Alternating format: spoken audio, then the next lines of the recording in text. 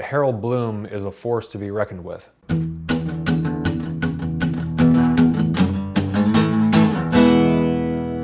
than food, man.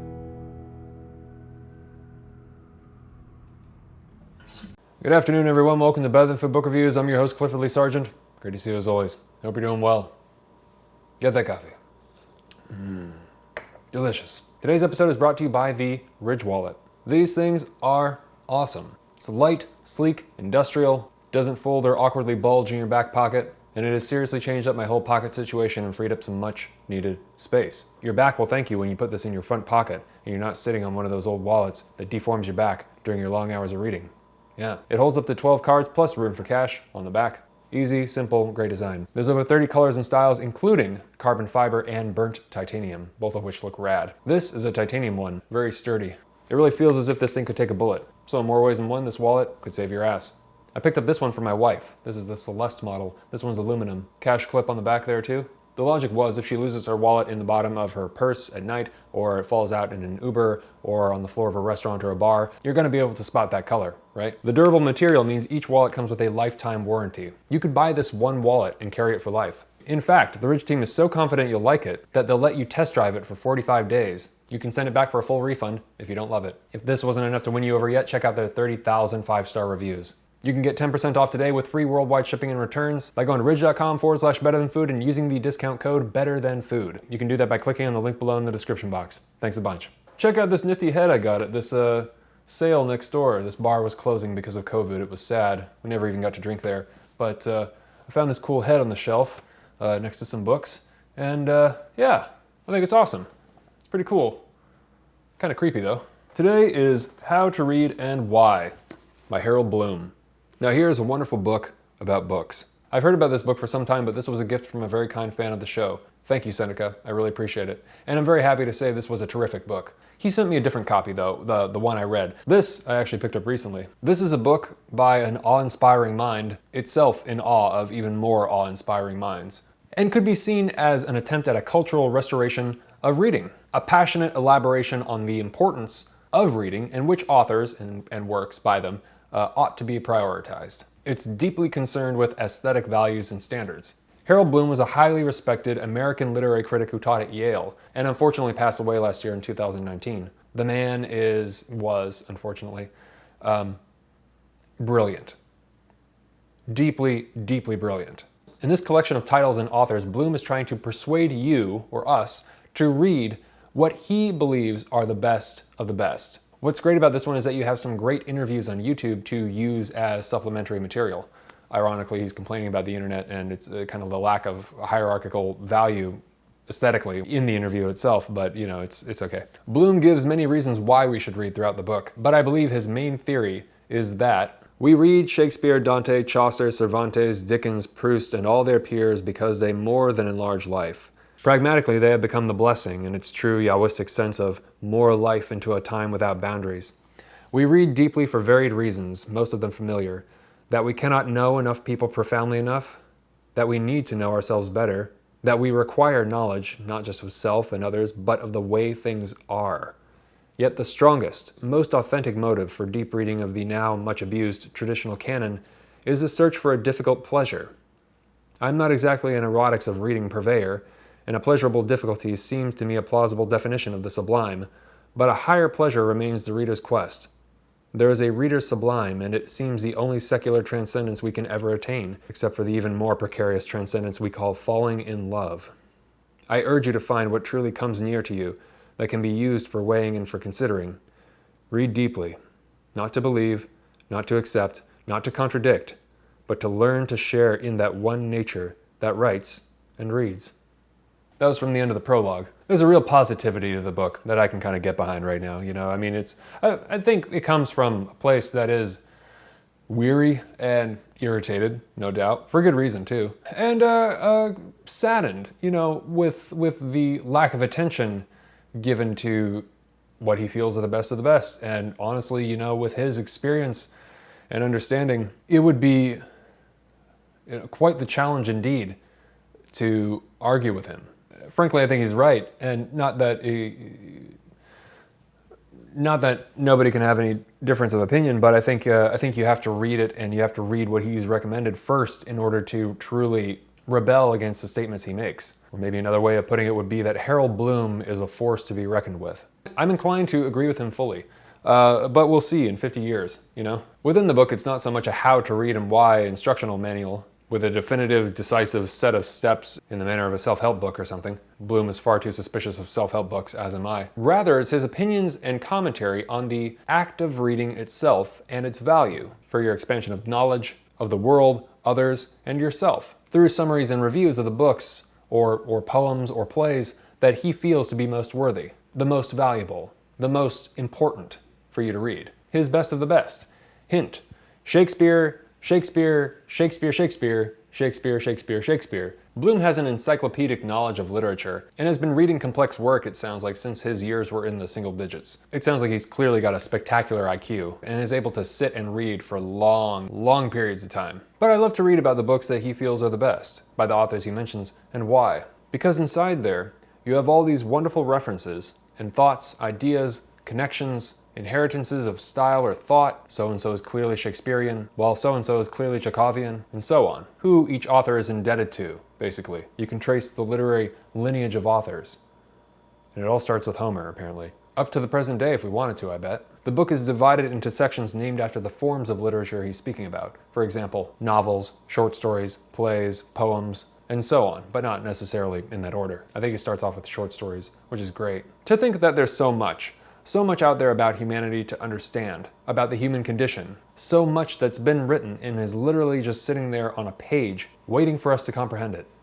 It's awesome. This was an extremely pleasurable experience, which I'm sure made me feel far smarter than I actually am, and will give me at least enough gasoline to make it through a Jane Austen novel, and maybe part of Stendhal. Possibly, if I'm lucky, another reading of Don Quixote, or above all, as Bloom would want, something by Shakespeare. Hamlet, for sure. I've got that around here somewhere.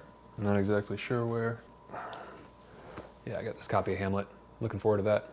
Shakespeare is the sun in the solar system of Harold Bloom, around which everything orbits, basically. Nothing is as bright or has given us so much, in his opinion. Shakespeare is responsible for the idea we are aware of, called human. Shakespeare reads you more fully than you can read him, says Bloom. According to Bloom, we are at war with time. I agree. The clock is your enemy. You can't read everything. That's basically why there's a canon, why the debate is important, or just why it's important to have one in the first place, because we don't have time to read everything. If we did, it wouldn't be an issue. But we can't read everything.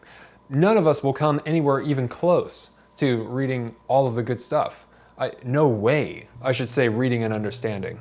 I mean, when you think about it, no way. You won't even come within a fraction of a percentage close. So it's his opinion that you have to take care and prioritize the best that has been written. And if that sounds elitist, it is.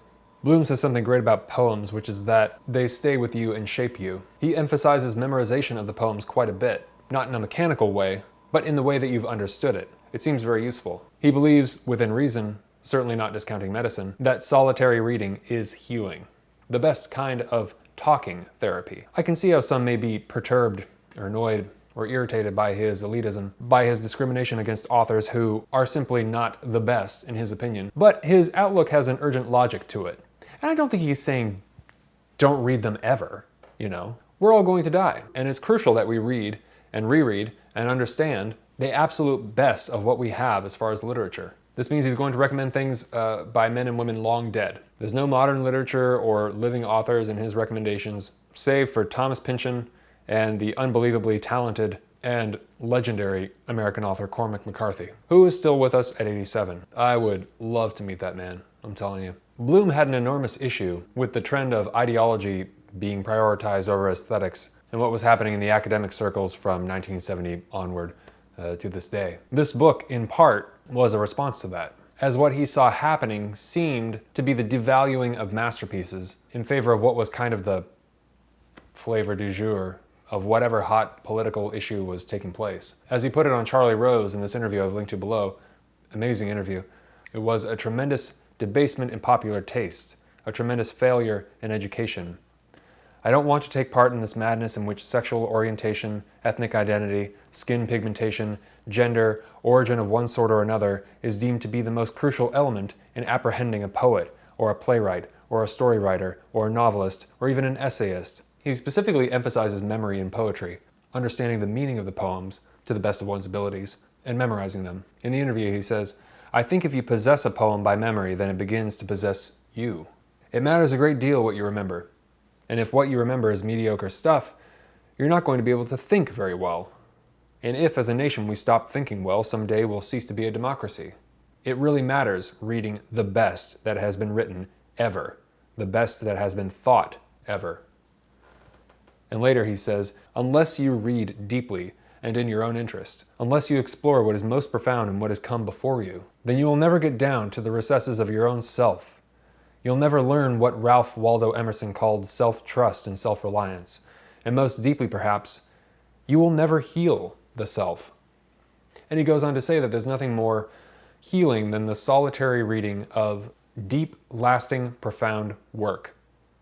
Admittedly, I'm quoting quite a bit from this interview, but he says all of this in the book, spread out through his reviews, but here it just happens to be in a kind of consolidated, pithy form. Gives you a good idea of what you're going to find in here. The thoughts and sayings in these interviews, I want to stress, are not the only reason to read the book.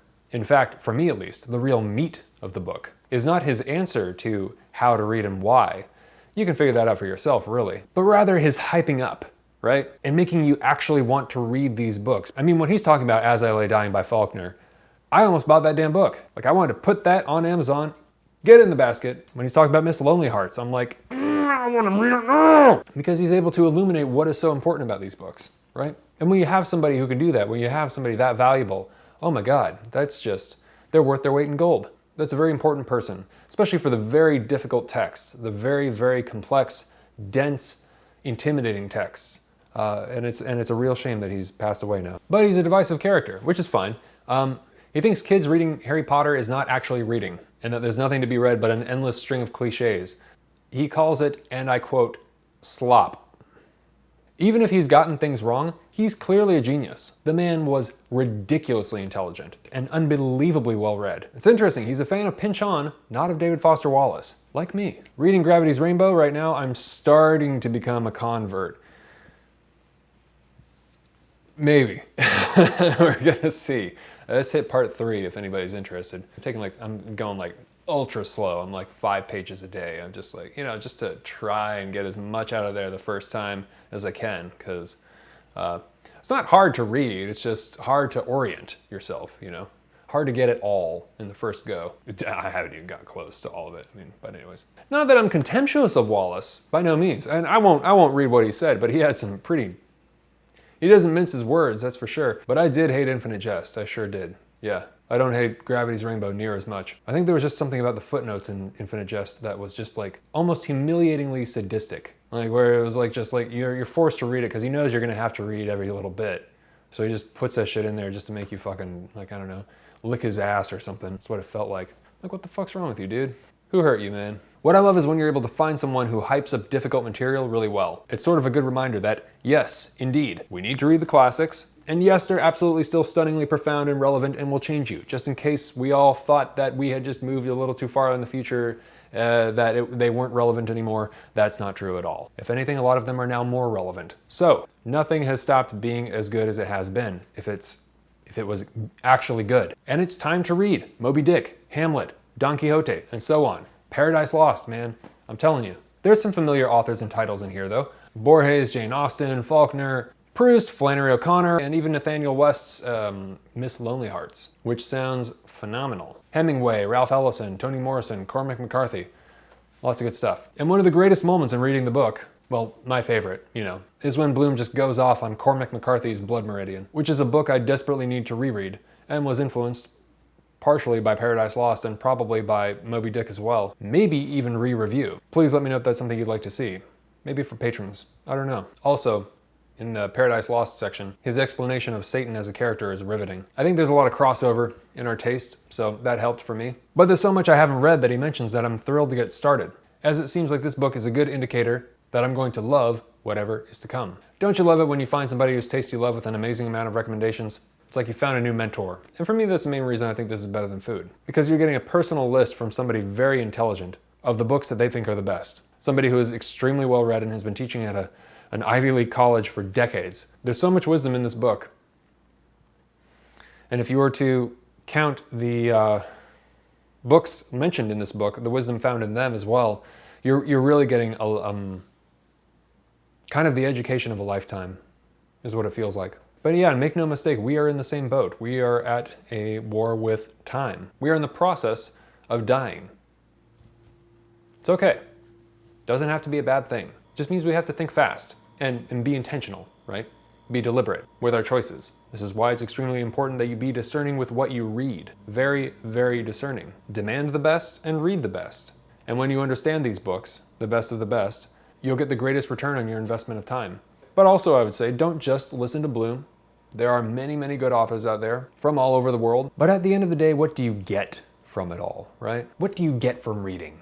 I'm sure I can't say definitively, but I'd wager that you'll be more enriched, have a far better chance of living up to your potential, know yourself and others far better, feel less lonely, I imagine, and experience that difficult pleasure he talks about, which, for me, seems enough of a reason to live. Now there's a caveat. What the best are for me and the best are for Harold Bloom are not the same, and that's part of the fun. So maybe I'd suggest starting with at least someone's best, if you don't know where to start. Someone you trust, so you don't find yourself getting frustrated and wasting a bunch of time. And when you're reading, don't just read the words on the page. Understand them. Stop, go back, supplementary material, lectures, podcasts, YouTube videos, doesn't matter. Understand the words. Comprehension is everything. At least some of what you're reading. Enough to get a basic idea. I mean, if you're reading Pynchon and Joyce, like, you know, maybe patience and maybe plan on a reread, maybe several.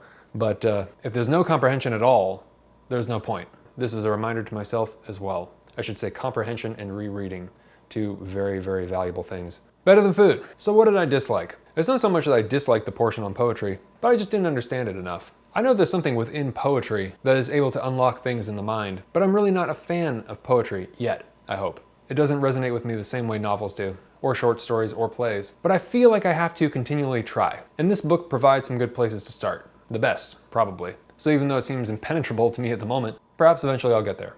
I don't know. We'll see. But anyways, better than food, without question. Coffee time. For those of you who are new, welcome. Thanks for stopping by. I take all the names of the patrons on Patreon who have donated $5 or more per video, and I place their name in this mason jar, and I pull out a name for every review I do. And whoever's name I pull out, I send them a hard copy of the book I'm reviewing, plus a bag of coffee, normally roasted by yours truly, but lately roasted by one of the wonderful roasters here in Portland, Oregon during the lockdown, because of health reasons, and it's good to support small businesses. And there's a lot of great coffee roasted in the city. So if you would like to get in on that, you can head over to patreon.com/books-are-better-than-food and donate $5 or more per video, or click on the link in the description below. If you donate $1 or more per video to the show, you will get access to the patron-only reviews, the Discord channel, plus the Better Than Friday newsletter I send out every Friday, which is just 5 different things that I'm interested in at any given time. Could be books in the pipeline, music, films, articles, changes week to week. If you think we have similar tastes, I think you'll really enjoy that. Unfortunately, international shipping is not included. If you're interested in supporting the show and getting in on that, you could head over to patreon.com/books-are-better-than-food or click on the link below. Thank you very much. Thank you very much to all the patrons and best of luck. Okay, here we go.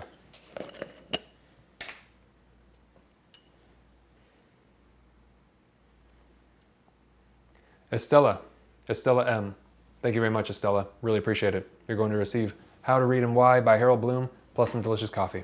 Cheers. Please subscribe if you haven't already, and hit the thumbs up if you enjoyed this, and always remember, bring a book wherever you go. Trust me, I have found myself in some situations recently where I did not bring a book and I regret it immensely. There's nothing worse than the feeling of your time just slipping away into the void of the internet. See, my hand has gone into the void of the internet, you see? No, no, no! It won't let me go! Ah! The internet was eating me. Why didn't you help? Stay safe, take care of yourselves, have a good night, and I'll talk to you soon.